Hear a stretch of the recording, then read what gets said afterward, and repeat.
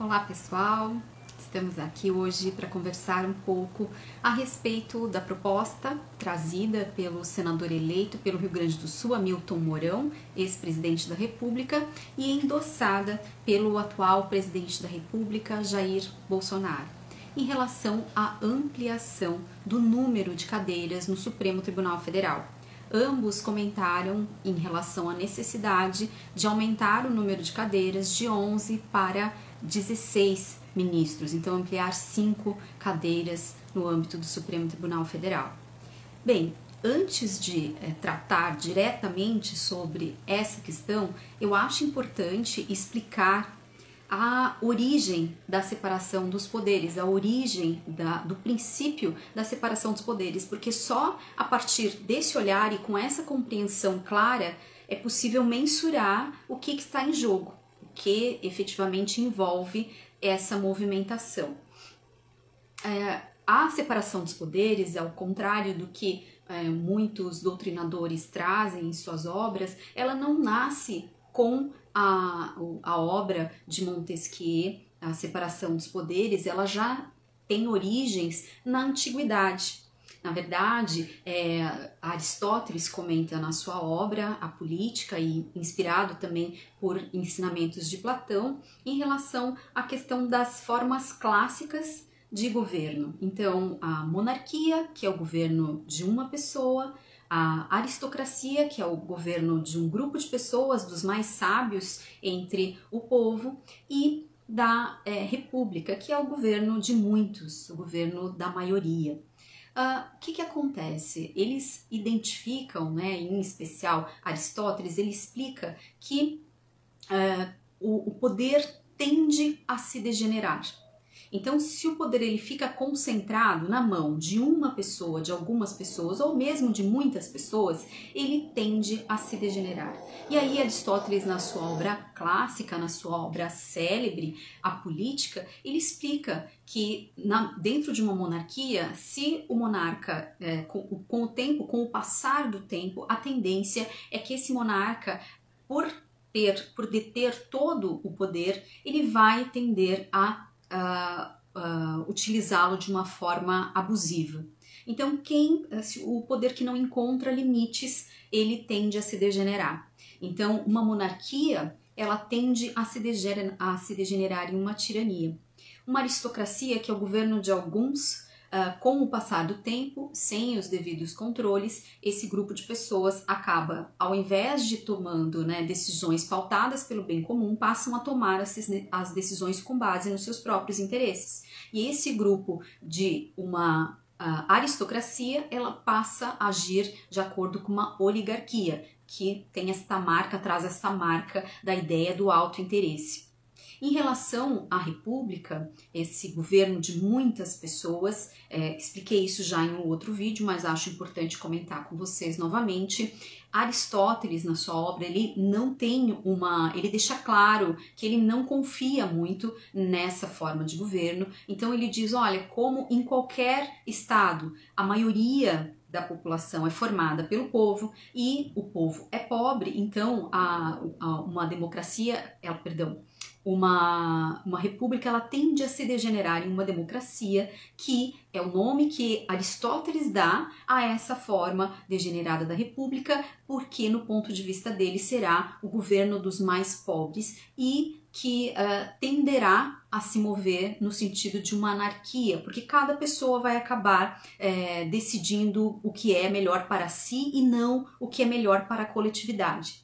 Então, diante dessa configuração, mais adiante nós temos Políbio, que explica a teoria da Constituição mista. Então, Políbio diz o quê? Ao analisar as constituições romanas, que os romanos, para tentar trazer às suas decisões legitimidade, eles optaram por misturar as formas clássicas de governo. Então, a realeza, eles concederam poderes próprios da monarquia.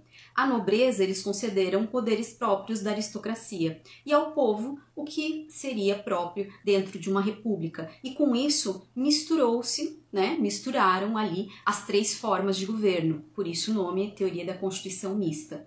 E por que eles entenderam que seria mais saudável essa mistura? Por quê? A compreensão era de que se um poder, uma função dentro do Estado, dependesse da outra em alguma medida ou colaborasse com a outra em alguma medida, então elas acabariam, essas funções dentro do Estado, elas acabariam se supervisionando e as decisões se tornariam mais legítimas, porque haveria participação de todas aquelas camadas da sociedade. Então, isso lá na antiguidade, né? Isso quem explica é Políbio, né? Que um autor que fez essa análise em relação às constituições romanas.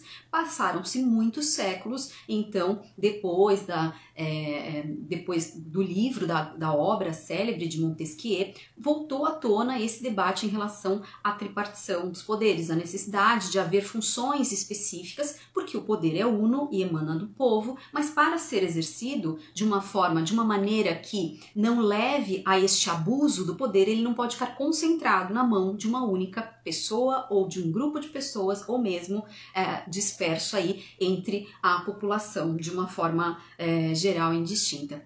O que acontece, né?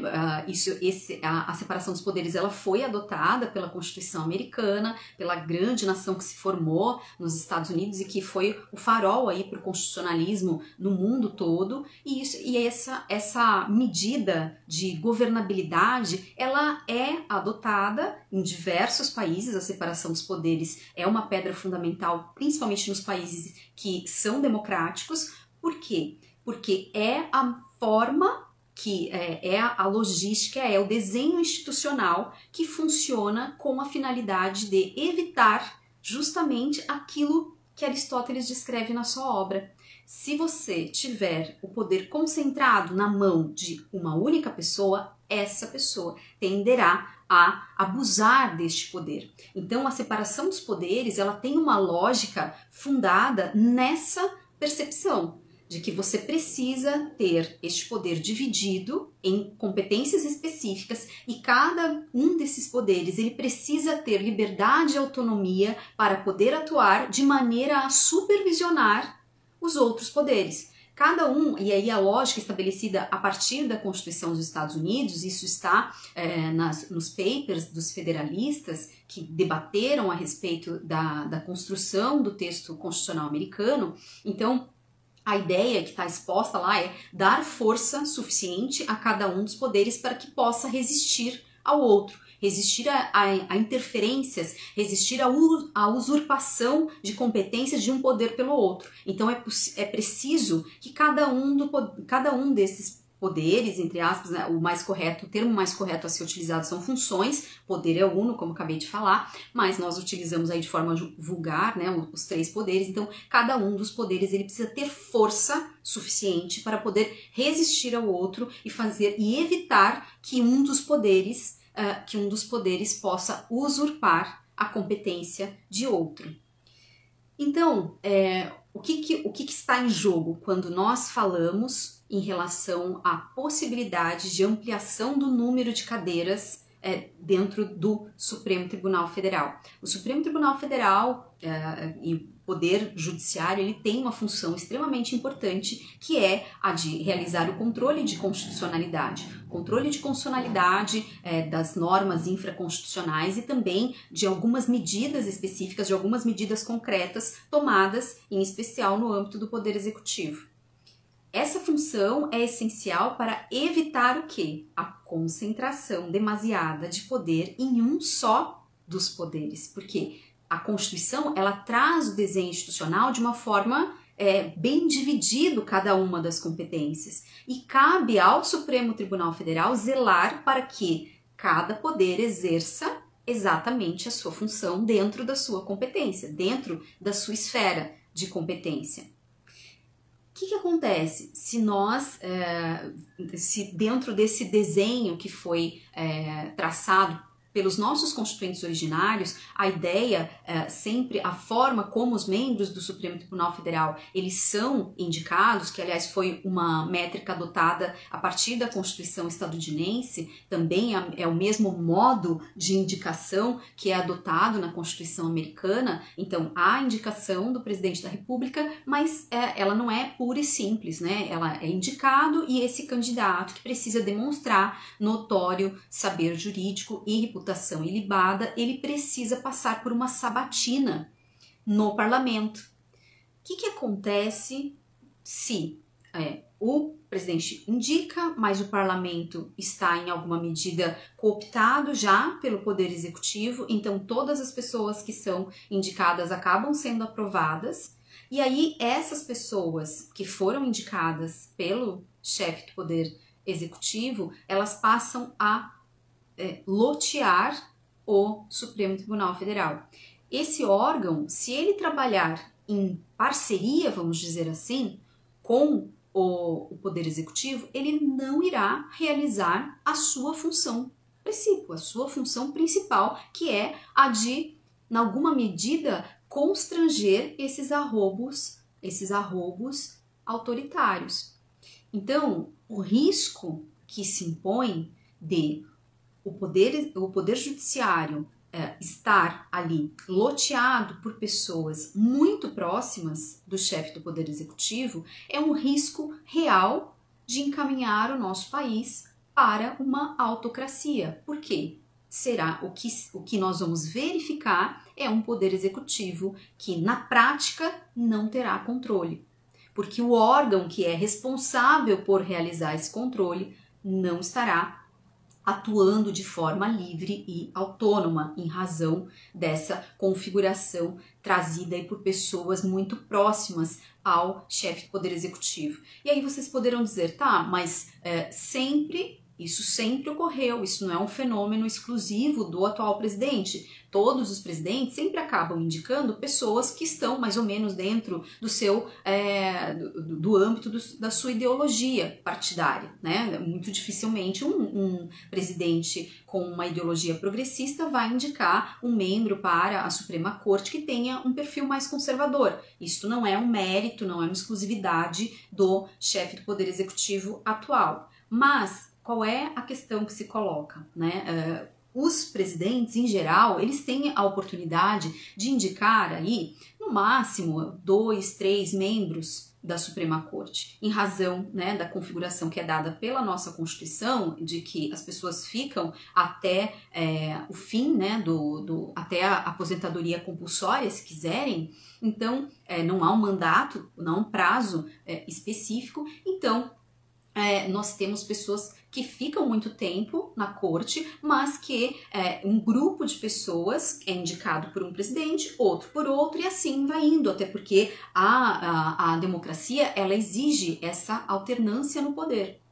Então, qual é a gravidade de, em um só mandato, ampliar-se as cadeiras, considerando que o ex-presidente já indicou 2 membros do Supremo Tribunal Federal, o ministro Cássio Nunes e o ministro André Mendonça. No próximo mandato, caso, né, ele venha a ser eleito, ele terá direito a indicar mais 2 ministros do Supremo para as vagas da ministra Rosa Weber, que irá se aposentar, e do ministro Ricardo Lewandowski. Então, ele já terá, né, caso venha a ser eleito, ele já teria essa possibilidade de indicar mais 2 pessoas. Imaginem 4 ministros indicados, mais 5 cadeiras com a indicação. Então, na verdade, você desfaz essa ideia de pluralidade que se faz necessário dentro de uma corte constitucional, da existência de visões de mundo diferentes e de valores, de tempos, de experiências diferentes, e você substitui isso tudo para uma só vertente. E uma vertente que estará, né, muito afinada com o chefe do Poder Executivo. Isso é algo extremamente preocupante. E para, né, trazer aqui alguns dados que corroboram essa minha preocupação, basta dizer que quem tomou esta mesma medida, e isso está sendo amplamente noticiado, eu só quero deixar registrado aqui, quem tomou essa mesma medida em 2003 foi o então presidente da Venezuela, Hugo Chávez. Agora, recentemente, o presidente atual do país, Nicolás Maduro, fez outra reforma no Poder Judiciário. Lá em 2003, o Hugo Chávez ampliou o número de cadeiras de 20 para 32, né? 32 cadeiras, 12 vagas a mais na Corte Suprema do país. E agora, no ano passado, Nicolás Maduro fez o processo inverso. Então, ele diminuiu, tirou essas 12 que Hugo Chávez havia incluído na Suprema Corte, diminuiu para 20 o número de membros da Suprema Corte. Então, essas movimentações que ora ampliam, ora diminuem, elas acabam servindo como uma massa de manobra para deixar a Suprema Corte dentro da configuração que interessa ao chefe do Poder Executivo. Então, essas movimentações com a Suprema Corte, elas têm, em regra, e é o que a história diz, não é o que nós, da nossa interpretação, da nossa imaginação, não é algo fruto do nosso ideário, né, do nosso pensamento, é algo fundado na história, na preocupação real com o que já foi visto dentro da história recente do mundo e também na história brasileira, porque esta ideia de aumentar em 5 cadeiras o número de vagas dentro do Supremo Tribunal Federal reflete exatamente o texto do AI-2, do Ato Institucional número 2, que foi decretado em, salvo melhor juízo, 27 de outubro de 1965. Exatamente a mesma medida, a ampliação de 11 para 16 ministros do Supremo Tribunal Federal. E aí vocês poderão dizer, tá, mas qual é a gravidade dessa situação? A gravidade é, a Suprema Corte deixa de cumprir o seu papel institucional, controlando medidas que possam ameaçar as liberdades dentro do nosso país. A Suprema Corte pode concordar com coisas que deveria discordar, como, por exemplo, ampliação ad eterno do mandato. Hoje nós temos um teto de apenas 2 reeleições. Alguém com aspirações autocráticas pode aparecer com uma PEC querendo rever esse ponto, adotando aí uma reeleição sem nenhum tipo de teto, de limite. E a Suprema Corte, que teria essa função de zelar pela democracia e dizer não, a democracia exige alternância no poder, isso é impensável, porque é algo que pode nos conduzir a uma ditadura aí muito severa. Então, uma corte que estiver com uma configuração de maneira tal a concordar com tudo que o chefe do Poder Executivo propuser, então nós estaremos aí diante de uma situação em que a nossa Constituição tenderá a perder completamente a sua validade, a sua importância, a sua força normativa, se esvaziar por completo, e o que nós teríamos, na verdade, seria uma Constituição de faz de conta, né? Algo, como se diz de forma vulgar, para inglês ver, porque a única regra que haveria no país efetivamente seria a vontade do chefe do Poder Executivo. Aquilo que ele quiser fazer, que ele quiser instaurar no país, ele insta o parlamento, que em alguma medida sabemos aí que já há uma movimentação bastante complicada em razão do orçamento secreto, muita coisa que não deveria ter passado, que não era do interesse da população, foi aprovado, questões importantes não foram discutidas também, como os pedidos de impeachment.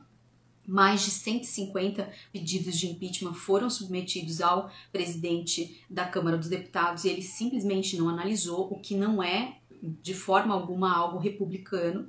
Então, nós já estamos diante de uma situação que é extremamente grave e já estamos em um estado de alerta muito significativo em relação à saúde da nossa democracia. Então, algo nesse sentido, uma proposta como essa, de ampliação do número de cadeiras do Supremo Tribunal Federal, é algo que deve deixar a todos em alerta, as pessoas que têm a consciência do que está em jogo, da importância do Supremo Tribunal Federal enquanto instituição, como guardião do texto constitucional, como último escudo de defesa dos direitos fundamentais do cidadão, da cidadã, o quanto essa proposta ela pode acarretar um risco real à democracia do nosso país. Então eu deixo aqui este alerta a todos e a todas, essa reflexão, trazendo aí tanto a razão de ser da separação dos poderes, que se nós tivermos aí a concentração de todos os poderes na mão do chefe do Poder Executivo, sabemos que um poder executivo que é inspirado na forma de governo monárquica, e que essa forma de governo monárquica, ela se degenera em uma tirania. Então, o que nós temos, a configuração que nós temos dessa situação é bastante temerária. Deixo aqui tacitamente, não expressamente aqui, a minha preocupação em relação a aventar essa hipótese, essa ideia que pode realmente nos conduzir para um caminho muito difícil de nós conseguirmos retomar o rumo democrático. Então, como prometido, a ideia da live era fazer uma conversa rápida, trazendo esses principais pontos, essas reflexões, e seguimos juntos aqui, sempre nesse horário, falando um pouco sobre temas atuais. Até mais!